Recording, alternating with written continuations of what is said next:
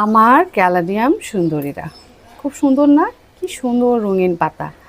মনে হচ্ছে যে কেউ রং তুলি দিয়ে রং করে দিয়েছে, তাই না? দেখেন এখানে আমার অনেকগুলো ভ্যারাইটি একসাথে। এই যে এরকম একটা লাল, তারপরে একটু এইরকম রং, হ্যাঁ, সাদা, একটু ছিটাফোটা, তারপর এইরকমই আরেকটা আছে। এই পাতাটা আবার বেশি রঙিন। এই দেখেন, সুন্দর না? খুব সুন্দর। বড় জায়গা দিলে হয়তো আরও সুন্দর হতো, কিন্তু আমার যেহেতু জায়গা খুবই কম, আর বিশেষ করে রোদ যে জায়গাটাতে পায় সেই জায়গাটাও আমার খুবই কম, এজন্য সবগুলো গাছ আসলে আমার একটু একটু করে যেন রোদ পায় সেই জিনিসটাও আমাকে মেনটেন করতে হয়। তো সবচেয়ে মজার কথা হচ্ছে কি জানেন? ও আচ্ছা, তার আগে বলি ক্যালাডিয়াম কিন্তু রোদ পছন্দ করে এবং মাটিটা সবসময় আর্দ্র যদি থাকে সেটা খুব পছন্দ করে। কিন্তু মাটি আর্দ্র রাখতে গিয়ে তখন আবার ড্রেনের নিচে মানে টবের নিচে যেন কোনো পানি জমে না থাকে সেদিকেও খেয়াল রাখতে হবে।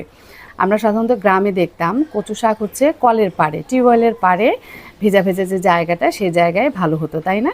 তো সেটা মাথায় রাখবেন, দেখবেন যে যেন রোদ পায়, ভেজা ভেজা যেন মাটিটা থাকে। আর নর্মাল যে মাটি, বাগানের মাটি, একটু গোবর সার এই জাতীয় কিছু দিয়ে মিডিয়া তৈরি করলেই আসলে খুব ভালো হয়। তো যে কথাটা জানাতে চাচ্ছিলাম সেটা হচ্ছে এই যে দেখেন ক্যালাডিয়ামের মধ্যে এই যে এই ছোট ছোট পাতা সাদা, এটা আমার সবচেয়ে পছন্দের।